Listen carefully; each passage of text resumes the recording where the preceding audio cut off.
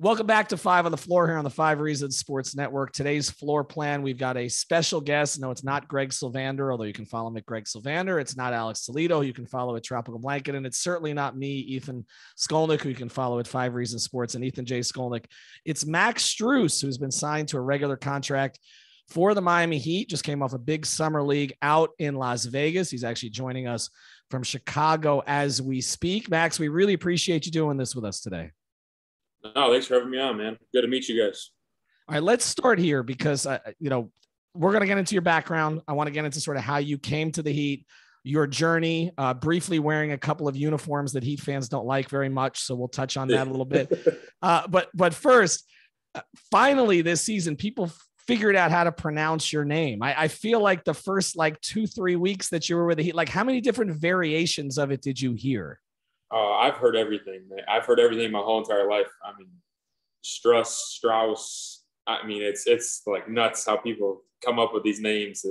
I get the Strus, that makes sense. But there's some other ones that I've heard that I'm just like, where do you even get that from? But I think people finally got it now, and I think the Strus name is finally resonating with people. Yeah, well, I was going to ask. There's only one of them that rhymes with loose, right? And that's there you go. Yeah. that's sort of got it. So, when you're obviously when you're playing, you're not on Twitter, thank God. NBA players are not doing that at this stage yet. But I mean, when you started making shots, and we got sort of Strus is loose and all this sort of stuff. I mean, yeah. What of sort of the social media banter about you do you like the best? So I'm really not a big social media guy. I just got Instagram right when I got in the NBA because my agency told me I had to.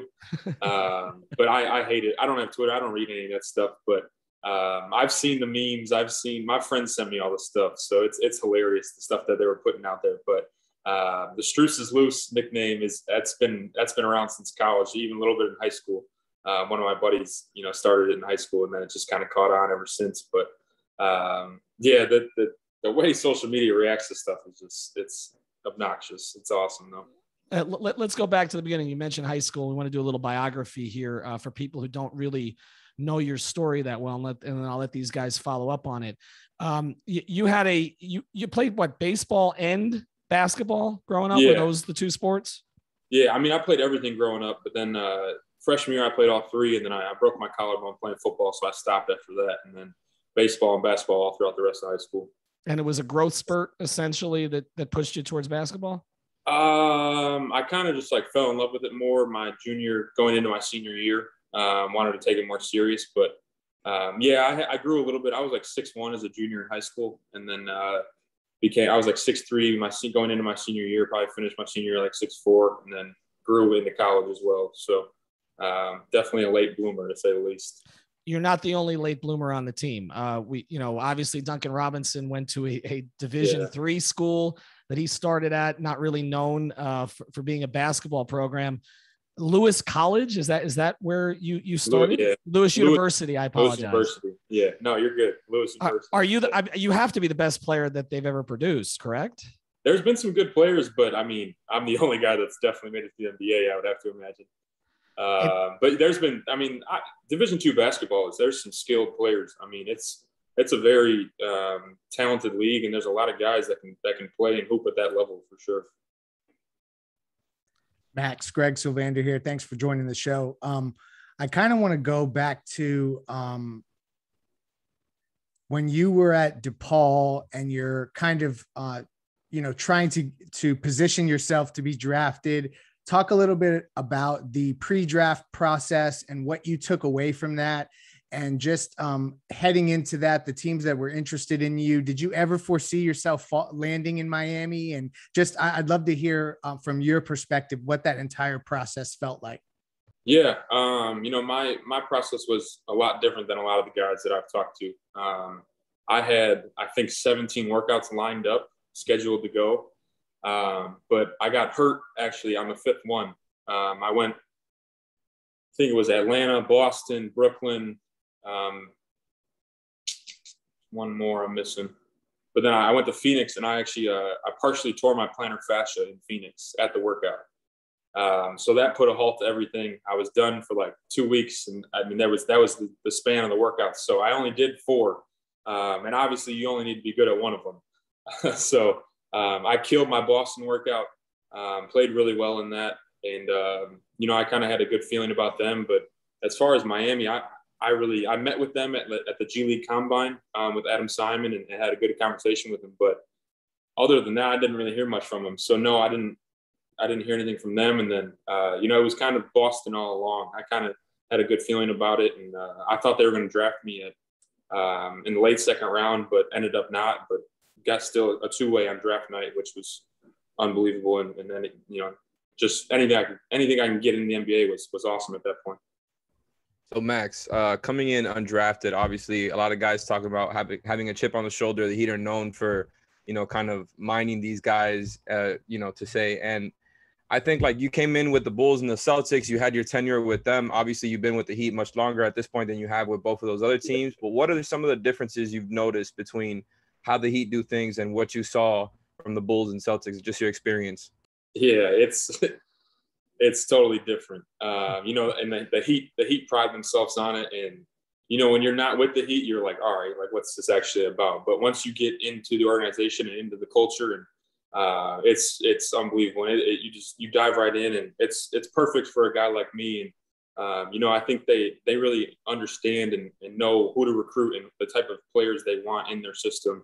And I think they do a very good job of it, because a lot of us are the same, and we all are built the same way and want to win, and we'll do whatever it takes to win. So it's a lot of hardworking guys with chips on their shoulder and want to prove people wrong. So, that we fit the organization well, and everything that they talk about is real. The culture of it, the hardworking, everything they say, it really is real. And, I couldn't ask for anything better in an organization, and I've been so happy here. But not to discredit the Bulls or the Celtics, but it's just been a perfect fit for me overall.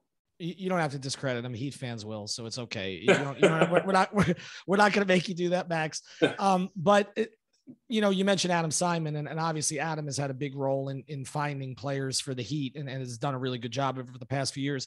I think fans would be interested in maybe your first couple of conversations with a couple of others in the organization. What was your first conversation like with Eric Spoelstra in terms of expectations he had for you as you kind of entered the developmental program? And what was your first conversation like with the man upstairs, as we say, Mr. Riley? The Godfather? Yeah. My first conversation with Spo was my first day in Miami. We went to the gym, and, I was coming off an ACL injury. So, I think my agent sent out me workout videos for free agency just to show people that I was healthy again, that I was playing and moving the right way. So, and I was a little bigger because I was just starting to run. I was obviously packed on a couple pounds because I wasn't able to move that much. But, it was funny. I saw Spo, and he's like, I was at this point, it was months into working out. So he saw me, he's like, oh, wow, you slimmed down a bit, you look good. So he was kind of making a fat joke, but, which is typical for the Miami Heat because how they pride themselves on weight and body fat. So that was a good start. And then he just got right into it. And he's like, I've watched every single one of your G League games, which I was just thrown off by. I mean, just the head coach of the Heat, why would he waste his time and watch all these games? But that just shows how invested he is and how hard he works on, knowing his players to a T and trying to, put them in the right situations possible. And then with Coach Riley, what was, how did that go? I mean, because I'm surprised he didn't put you through. Max had it right, Ethan. Max had it right. The Godfather. Yeah. Well, you can say that. I'm not allowed to, because I've covered Pat for 26 years. It's not, we had to keep a little bit of distance. It's probably not the name he calls me behind the scenes. I would, but if, when I ran into him, in the finals, in the bubble, and he saw me at about 8:00, he said to me, Ethan, he says, you're getting up at 7 a.m. I'm going to put you through my conditioning test. I'm wondering, and I don't play for the Heat, never could. I'm wondering, did he say something similar to you? So my first month or 2 months there, I was afraid to say anything to the guy. I was like, oh my God, that's Pat Riley. I would just say hi and keep it moving, but he's the nicest guy in the world, and he's got stories for days, but he does a lot of that. Make sure you're in shape. My end of the year meeting this year was come back in the best shape possible of your life. type of stuff that the Heat always pride themselves on. So he definitely pulls you into that in those conversations and wants you to be in there. But he's been great to me. Obviously, thank him for bringing me back, but he's around every day. I think it's unbelievable how he's at every practice every single day. He's around. He's available for guys to talk to. The other two organizations weren't like that, as I said earlier, but everybody's different, but I just think it's really cool that he's around every day, and for him to be a Hall of Famer and to be in the gym and to show how dedicated he is, I think it truly means a lot to those players. All right, we're going to take a quick break here on the podcast side. If you're watching on YouTube, just hang with us. When we come back, we're going to get into Summer League, and we're going to let Alex dive into some basketball and Max, because I know he's been waiting to do that. So right back in a sec. All right, Ethan Skolnick back on 5 on the floor. Got Greg Sylvander, got Alex Toledo, and we've got Max Strus coming back for another season with the Miami Heat. We are going to dive into the basketball stuff here, but I just want to get one sort of reaction from you. When you found out you're not going to be a two-way player with the Heat anymore, you're not going to be worrying about how many games you can play or not play and how they maybe rest you or don't have you with the team, but you are actually a member of the roster. How did it feel, and how did you celebrate? Man, it was just a breath of fresh air. Honestly, just the first 2 years of my career, just being, on a two-way, not knowing what's going to happen, never knowing when you're going to be up, if you're going to play or not. Just to finally have something guaranteed is everything to me. Kind of just shows off like the hard work that's really paying off for you, and people notice it and want to reward you for it. So it was just an amazing feeling, and something I'll never forget. But I actually, I took my parents out to eat just because I just wanted to, I didn't want to just tell them, it was a big deal to me. It's not like a $10 million contract, but it's a pretty big deal to me. So, I took my whole family out, my parents, my brother and sister, and, we had a really nice dinner, and I kind of broke the news to them there, and everybody was just ecstatic. And, I've gotten so far in my career just because I have an unbelievable family and an unbelievable support system to get me where I am today. So speaking of going far in your career, we've kind of talked through it here. You've had a real evolution in your career coming out as an undrafted guy and getting to this point, as you just went over, getting that contract. Right there leading up to it, you had this incredible run in Vegas where you were kind of the guy out there. I mean, other fans might say Omer, who was another fan favorite out there, but you guys, Marcus Garrett, were out there and were kind of running Summer League for a while there. And you had that moment with the sudden death, hitting the game-winning shot. You had plenty of games where you went off and you looked like one of the standouts there, which is always something that I think people look for when it comes to Summer League guys. How much have they progressed from one year to another on the Summer League level? And obviously you had the NBA experience as well, but what was that whole run like? Yeah, so obviously working up into Summer League, I was in Miami working out with the guys. I kind of got the feeling for me, and coaches sat down, Eric Glass, Malik, who was coaching our team. They were like, we're going to put the ball in your hands, and like, it's going to be your team. Like, we want you to score. We want you to showcase your talents, and we're going to run everything through you. So I kind of prepared myself for that mentally. And as a player, you can't ask for anything more than that. For them to show the confidence in me, to want for me to be that guy for them, meant the world to me. And then once I got the contract, it just gave me all the confidence in the world again, just to keep proving people that I deserve this, and that I'm the right guy for the Heat. And it makes it so much easier to play with when things are going your way like that, and you're confident. With the ultimate support behind you with your team, it just makes everything easier and makes everything flow. But Vegas was fun, and like you said, Omer was awesome too. I mean, he had a hell of a Summer League too, and it was fun for playing with Malik Allen and the guys on our team for sure. You mentioned Malik Allen, and I'm interested to hear, and you mentioned Eric Glass as well, what coach you've been working with the most individually, and where on court from a sheer basketball perspective do you think you need to grow most in this upcoming season in order to really be a staple in the rotation throughout the entire run? Yeah. Throughout the year it was mostly Chris Quinn. I was really doing a lot with him. He was like kind of my go-to development coach.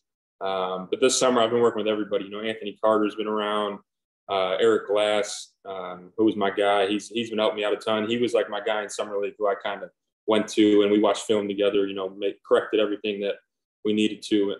But Malik in summer league was obviously the head coach. And, you know, we had several talks every game, during games, just what we needed as a team, what we needed better. So, you know, I think we had a good relationship, player to coach, to help each other, you know, because it was his first time being a head coach. So just whatever he needed, I was there for him. And whatever he asked of me, I was always ready to give him. So for that, but looking forward to this season, I've said it before, but I got to be a more consistent knockdown shooter. You know, I shot a lower percentage last year with, I mean, people will say whatever excuses they want to say with, you know, throwing in games at random times. You never really know consistent minutes, but it doesn't matter. Like whenever your name's called, you got to be better, and you got to knock down shots. That's what I'm in the league for. So that's my goal, and I think I had a good start with that in summer league. You know, my 3-point percentage was way up, and I took way more shots. So I think that's a bright side to show that what I've been doing this summer is starting to pay off, and definitely a positive outlook for the rest of this year. So speaking of your role, I think you kind of got into it a little bit there, some of the stuff that you can improve upon as somebody who's going to fit into the Heat's rotation. It seems like there's a slot right there for you at that backup 3 spot, that you seem like the natural guy to kind of take on those minutes as the season starts here. And you really seem like you fit the bill when it comes to being that microwave scorer, the shooter. You said you wanted to get your percentages up. And it seems like a lot of people, when they first saw you come out, it's like, oh, we got this shooter. But then I think the more we've gotten to know you and watched your game, we've noticed that you're more than a catch and shoot guy. Whereas like a lot of times you've gotten compared to Duncan Robinson, and Duncan is more of like a movement shooter, the catch and shoot guy. He's obviously elite at what he does. And I think you have a little bit more to your game when it comes to like, you know, coming off the curl, attacking the rim a little bit. And Duncan is also good at that. But coming into this season here, when it comes to your role, what are the different ways that you can contribute to this team that is now expecting to really be a contender to get back to the finals? Yeah. You know, we obviously got a lot of new guys that I'm really excited about. I think we did very well in free agency and picked up some good pieces. So I don't know exactly what my role is going to be. I haven't had that talk with Spo yet. But that'll all just come when we start practicing and figuring things out. But, you know, I'm a team guy that I want to do whatever is going to help the team win.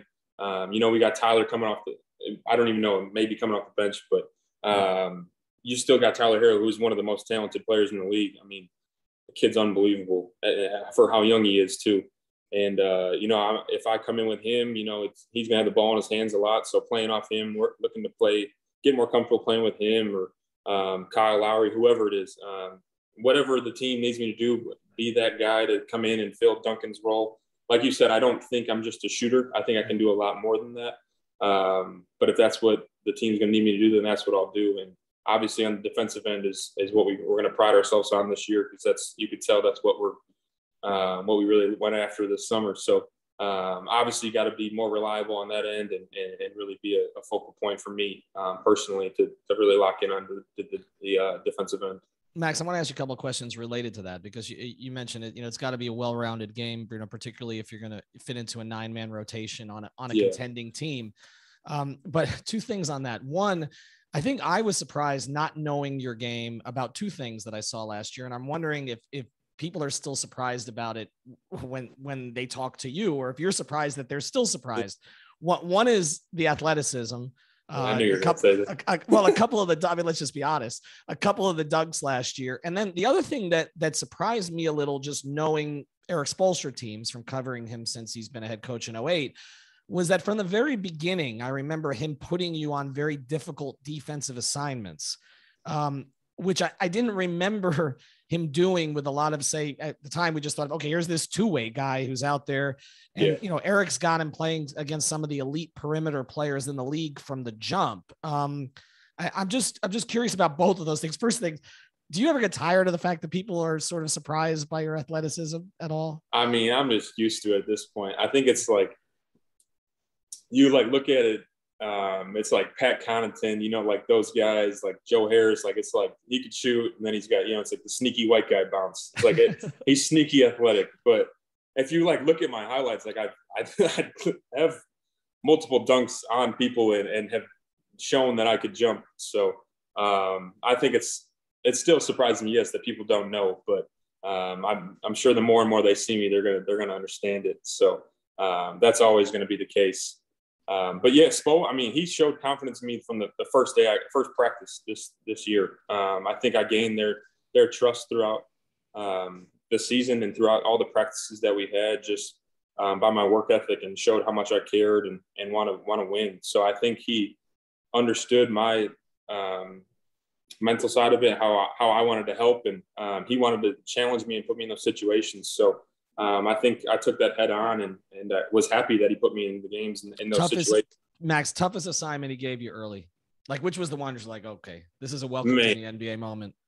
I haven't really had one of those, but the craziest thing last year that I could remember was I think it was Charlotte at home. I didn't play. Was it Charlotte maybe? I don't know. There was a game early on where it was a home game. I didn't play the whole first 3 quarters. And then fourth quarter starts and he puts me in the game. And it's like a close game, like 1 or 2 possession game. And I played the whole entire fourth quarter. I was just like, was it when Malik Monk couldn't miss? Yes, I think it was that game, actually. Yeah, he went off. Yeah. That game made Malik some money in LA, actually. Oh, right? Yeah, definitely. Malik killed us this year, to be honest. I mean, there was like 2 or 3 games he had against us, but he threw me in for like the fourth quarter and then just was like, go play. Like literally it was just like, go shoot. And I remember I had Jimmy like hit me in like in a slot, and I had a shot to like go up for the lead with like a minute left. And I tried to one more to Duncan. And man, I didn't hear the end of that from Jimmy for about 2 days.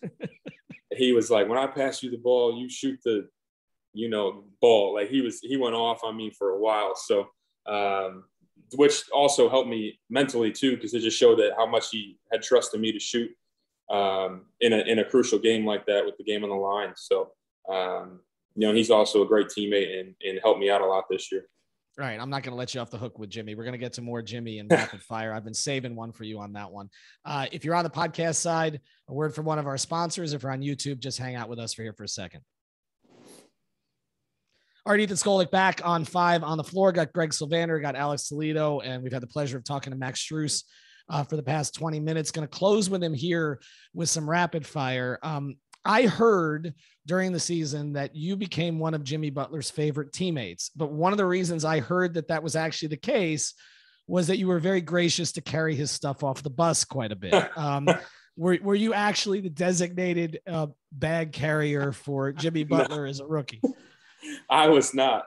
And it wasn't even my rookie year, but basically it was my rookie year. But no, I don't even know. Where'd you get this information from? I can't reveal my sources on this. I just heard that Jimmy took a liking to you because you did what young players should do in that particular situation. He took a liking to me. I hope he took a liking to me for other situations and how I played. I hope that has something to do with it. But no, I mean, the dude had 4 bags in his hands. So I was like, if you need help, man, like I could carry one for you. I mean, I wasn't like going to be his rookie to carry his bags around. I just helped him out if he needed a hand. I mean, that doesn't bother me. Like I'll carry anybody's. I'll carry a rookie's bags. Like if they need help, like they need help. Like the whole hierarchy of whatever it is, I don't care about that stuff. Like I'll help out anybody if they need it. So if Jimmy needed me to carry his bags, I'll carry his bags. Whatever Jimmy needs, Jimmy gets. Well, especially gives you coffee in return. Are you a coffee drinker? Not really. But he took me a couple times, so I got into it a little bit. But. All right. Not as much as he does. No, I know. Well, it made quite an impression. I'll say that. But no, I mean, I did hear that he really came to trust you as a teammate as the season went on. I'm going to let these guys get to their questions, but I remember talking to Duncan Robinson about when he thought he earned Jimmy's respect. And It was during a pickup game in the gym, before their first season playing together. And basically this is the way Duncan put it to me. Jimmy went under a screen and Duncan made a 3 in his face and basically said, don't ever do that again. And from there, he thought he earned Jimmy's respect. There seems to be a moment for people. Where do you, other than obviously this one instance of carrying a bag, When do you think you earned Jimmy's respect? I played one-on-one with Jimmy before every game. That's like his thing. He likes to play one-on-one. It would be me, him, and Udonis Haslem. Like we would just, get Jimmy reps, whatever he needed. We were there, play defense, whatever he wanted. So I think being there every day and whatever he needed to get his mind going for the game or just get ready, I was always there to help him. So I think that had something to do with it. And just in those one-on-one situations, just not backing down. I mean, Jimmy likes people who play hard and have a chip on their shoulder and just want to win. So, as much as he was going at me, I was going right back at him. So I think that might have gained a little trust and a little respect there, just to not back down to anybody in that situation. So I think that definitely had something to do with it. Pre-game one-on-ones with you, Jimmy, and you, D, like that is super dope to me as a Heat fan. Yeah. Like that's the right circle to be in pre-game. I'm with you. I'm interested to know your best friend on the team and the player that you've learned the most from on the team. Yeah. Going through it last year with Gabe Vincent, both being on two-way, I think I couldn't ask for a better teammate. He was unbelievable all year, just being able to go through the things we went through with each other and be able to bounce ideas off each other or help each other.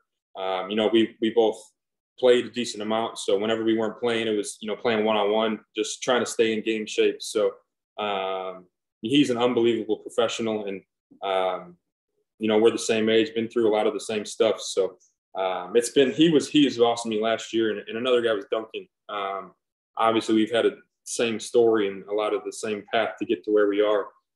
So it's pretty cool just to, share our stories together. And I hung out, he lived right down the street from me. So hanging out with him all the time. And he was very welcoming when I first got there. So he's a great dude. And those two guys were just always around and were great people to, have around during the year. So Max, this is one here that I don't know. I don't think we should have thrown it into a rapid fire category, but just kind of like going into the X's and O's of it all, right? Of what happened this summer with the Heat. You add all these two-way guys. It looks like a team on paper that can be a top 5 defense, a potential defensive juggernaut. Just kind of at every position, you guys are really strong. And then obviously with Lowry, you guys, just have added so much as from the leadership capability, the chemistry stuff, what he brings onto the court as a pull-up guy, a pick and roll player. The team looks like it can still switch as much as they want to, can go back to dropping if they want, can still be great at trapping. How do you feel about the team's overall versatility on offense and defense and how those things have improved? Because it feels like there's a lot more that you guys can do now. Yeah, I think, like you said, adding Kyle is going to help us out a ton. I think just another guy that can get in the paint and distribute and make plays is going to be huge for us. I think we struggled with that at times last year. Just have another guy that can attack and finish or make plays for other guys. So, I think he's going to be a huge help in that area. And then, like you said, just adding all these guys defensively is going to be huge. I mean, you look at PJ Tucker, you look at Markieff Morris, you look, you obviously still got Bam, Jimmy. You could switch everything on defense, and all those guys are strong enough to handle a big man in the NBA. They might not be able to bang with them like that, but as far as like a pick and roll, like Bam can switch onto a point guard and shut him down. Bam's going to be Defensive Player of the Year. So in order, even just Bam as himself is just huge, but adding these other guys that value defense, and Kyle's a championship point guard. You just add another guy that's won a championship. Markieff Morris won a championship. PJ just won a championship. So, you got all these guys that have been through it and have won the finals. So, just adding those guys are going to be huge for us and just helping us out to get to the next level. And Bam just won a gold medal too. Bam just won a gold medal. Yeah. Did he allow you to actually touch the gold medal? I know that he had to show it to everybody at Summer League, make sure that they saw it when he sat down. No, I don't know what this. I looked over. I'm playing the game. And he's sitting on the bench with a gold medal. I'm like, what are you doing, man? But he obviously, I can't blame him. I'm about to say, I might do the same thing too, right? Yeah. I mean, you should have taken that to every club in Vegas, Max, basically. Exactly. Right? I mean, not that he was going to pay a cover, but he certainly would when he had that thing. We'll close here. And again, Max, we really appreciate the time. We wish you the best of luck coming up this season. But we're looking for nicknames here. You know, again, I know you're not a Twitter guy, but this stuff tends to get out there. Twitter has given this team the nickname the Biscayne Bullies. I don't know if you're a fan of that one. It kind of goes back to the Broad Street Bullies, Philadelphia hockey team, the Flyers, but some of the Pat Riley days. Yeah. I don't know if there's one you like. And also, is there a nickname you like for yourself? I mean, is there something we should be pushing on social media for you now that everybody knows how to pronounce your name? Honestly, I don't really care. I just want people to know my name and pronounce my name the right way. So if they could call me Strus or Strus is loose, whatever they want to do. Strus Juice, I heard, is another one, or whatever people say out there. So I don't really read into it too much. So whatever they want to call me, they can call me, as long as it's hopefully good and I'm playing well. So. And what would that look like, Max? Like if I was to say to you, we have another conversation in a year, you just had your first full year as a full-time player, maybe in a rotation. Yeah. What does it look like for you personally this year? Personally, just, you know, filling a role and being a, you know, consistent player off the bench or whatever it is, just being a consistent minute guy and playing every game and being there every night and showing up to help our team win games. I'm guessing it's going to be shooting and knocking down shots or helping the team score in other ways, but just being a guy that's going to help the team win and take a team into a deep, long playoff run. Max Strus, that's how you pronounce it. We appreciate it. Thanks, man, for the time. And hopefully we get a chance to do this again. Yeah, that was awesome. Thank you guys very much.